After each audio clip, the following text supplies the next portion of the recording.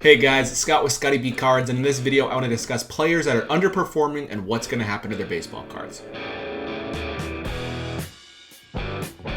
Every single year we have irrational thoughts about players who perform really well and players who perform poorly, and we make really irrational buying decisions and selling decisions based off of these factors. So I want to look at 3 players who are underperforming right now. I want to look at their stats a little bit and then look at their cards a little bit and decide if their cards are in trouble or if the cards are a okay situation or if they're even a buy. So I want to jump right into this. The first player I want to look at is Carlos Correa. I know people don't like Carlos Correa, and that's fine just because of the Astros cheating scandal. On top of that, maybe he's not a likable guy, but he's really good at baseball, and realistically he seems like he's been fine on social media lately, but I will let you decide what your thoughts are on Carlos Correa. Either way, he had 39.6 WAR through his age 27 season, which is insane, and an OPS plus of 129 for a shortstop, which is really good. This year, his slow start hasn't been all that bad. He just had a decent series against the Yankees, which has helped its overall numbers. You can see he's hitting 250 with a sub 800 OPS, and again, his OPS plus is a 118, which is still really pretty good for a shortstop realistically, and 0.1 WAR. So if we go look at Carlos Correa, his actual performance isn't terrible. Over here we have his percentile rankings from last year. This is through Baseball Savant, and this just means he has 96th percentile, meaning he's better than 96% of the league at max exit velocity. He's in the 89th percentile in expected batting average and things like that, and we can see that he just hasn't quite gotten rolling yet, and I am not really concerned about Carlos Correa at all, even with the slow start. And realistically, his cards aren't that expensive anyways, so even if he starts a little bit slow or plays a little bit poorly this year, I can't imagine his cards dropping all that much just because they're not that hyped up to begin with. So that's player number 1. Player number 2, we have Manny Machado. He has had a more definitive slow start than Carlos Correa. He has negative 0.2 WAR. On top of that, he has an OPS plus of only 83. He just hasn't looked like Manny Machado yet. He did have a home run either yesterday or the day before, which is great for Manny Machado to have his first home run. But overall, hitting 259 with almost 0 slugging and an OPS of 664. He will be fine too. He's at a point in his career where I'm not too concerned about Manny Machado. You can see he has years where he only has 3.8 WAR as a 24-year-old in 2017, and then he has some years where he's really good. Like last year with 6.8 WAR, or when he had a 7.5 and a 7.3 WAR as a 22 and 23-year-old. He's kind of hot and cold sometimes depending on the season, but he's been a lot more consistent with the Padres, and I don't really see why that should change now. Even if he slows down, he's an overall player and he's not going to really decline, and he's basically almost on the precipice of the Hall of Fame. In my opinion, he might have a different feeling about it, but 52 WAR at age 30 is really good. Realistically, if he just averages 2 WAR, which he's completely capable of doing for the next 5 years, that's 10 extra WAR, and generally 60 is a pretty good threshold for the Hall of Fame, but he'll be higher than that in my opinion. So his cards, here he is. This is the actual index from Card Ladder, is the website I pulled this from, that shows how his cards are actually doing, all the cards on his website, and they're just going up like a stock throughout the course of his career, and that makes sense. It's a very steady increase on Manny Machado. He might drop a little bit, but I'm not too concerned about his cards either. The last player I want to discuss is Juan Soto. Juan Soto is having interesting struggles with the Padres, and this might have been a Juan Soto video hiding in a 3-player video, because we're talking a lot about Juan Soto compared to what we've talked about with the other players. But with Juan Soto, we can see he has a 108 OPS plus, which means he's better than league average, significantly better than Manny Machado so far. He still has 0.1 WAR, but he's just not the same guy hitting 189. We know he has good on base. Even when he's doing bad, his on base is still above league average, roughly, with a 754 OPS and a 108 OPS plus. But what happened to this Juan Soto in the Nationals? What happened to this guy where he was so good, being top 5 in MVP, having OPS above 900 and so forth? Where is he and what's going on? So let's dive into some of his numbers and see what we think. The very first thing I want to say is he is an incredibly slow starter. He has been a slow starter his entire career. I remember in 2019, I had a Bowman Chrome autograph of Juan Soto. One of my most irrational selling moments ever is he had a slow start to the 2019 season, and I sold his Bowman Chrome BGS 9.510 autograph for about $500. I paid like $200 for it the year prior, so I felt pretty good because I more than doubled my money. But realistically, he went on to have an amazing year that year. In 2019, I had a top 10 MVP finish. That's when they actually won the World Series, and Juan Soto was amazing in the postseason. And I reacted to this slow start. This is how he starts almost every single season. We see month after month after month after month, he essentially improves as the weather warms up and as he's able to get into a rhythm. So that's one thing I want to say first before we dive into numbers. That is who he is. So maybe that's all that's happening right now. We saw this last year and he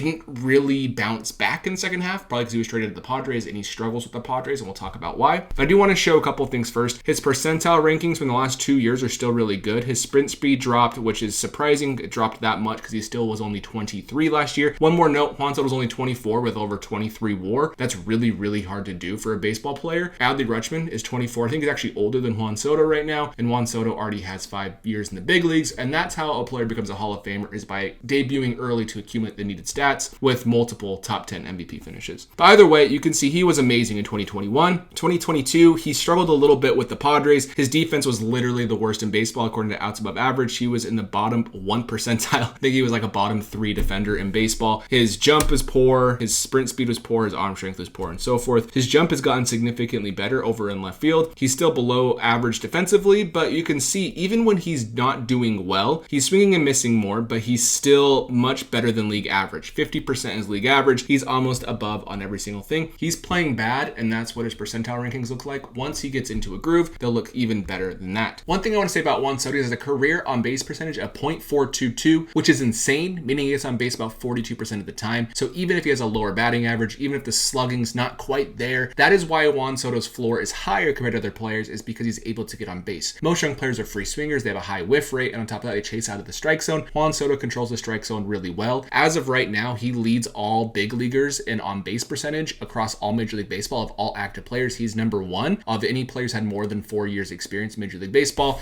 Right behind Juan Soto, we have Mike Trout at .415, so it just shows he is the league leader currently, and that's why his ceiling is higher than other players. This is where I want to talk about the Padres. This is what actually concerns me about Juan Soto, is the fact that if we look down here, here is Petco Park. Out of any stadium, he's played more than 30 games, even more than 15 games. It is by far the worst OPS that he has at any park, if he's played more than 15 games at that park, to have a decent sample size. And we can see his last home park in Washington, D.C. with the Nationals, he had a 961 OPS. That's really good. But with the Padres, he has a 697 OPS. On top of that, he only has 6 home runs in 42 games over the course of a year. Let's do some quick math. That's like 20 home runs over the course of 162. We can look at this season and see the same thing on the road. Juan Soto has a 966 OPS, and he was starting to really groove on this last road trip. Goes back to San Diego, and his OPS is 558. I'm not concerned about Juan Soto for the long run. I'm concerned about Juan Soto for the next 2 years with the Padres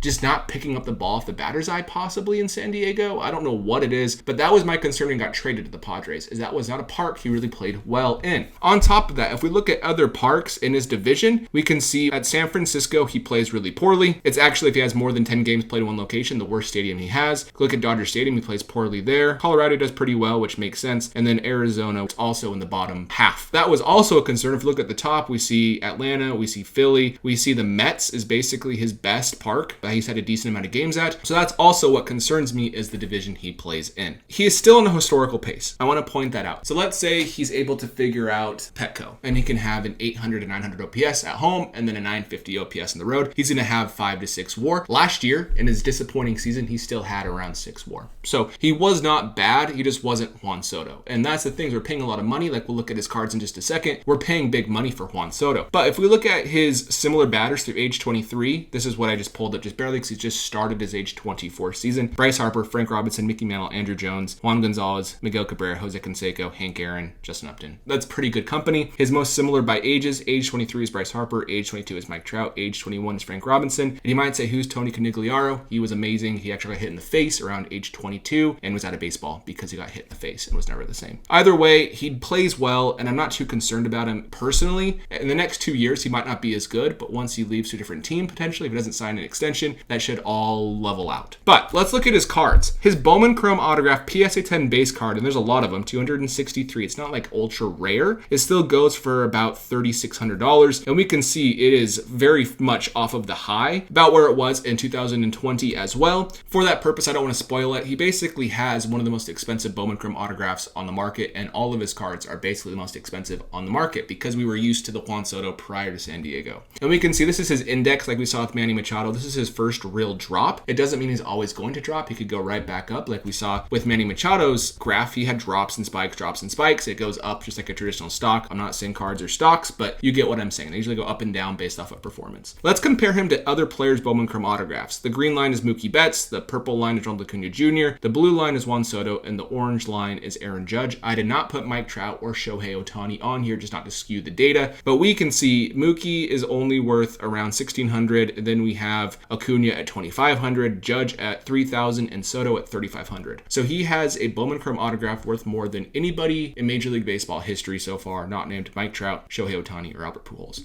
Let's talk about his cards. Do I think there is risk in Juan Soto cards? Yes. I do. I actually think right now with Juan Soto, if he's not able to play well in San Diego, like the actual ballpark itself, there is a lot of downside because he's there for the next 2 years. And, you know, between ages 24 and 26, if players don't play well, it's a very what have you done for me lately hobby. We've seen that with Acuna pricing in the last few years. We see that with a lot of players. Every year, new prospects are coming up. And every year, people are turning to those young prospects, and that will then go away from Soto. It'll go away from Cunha. It'll go away from Trout. It'll go away from Betts. It's irrational. Sports card collecting can be irrational.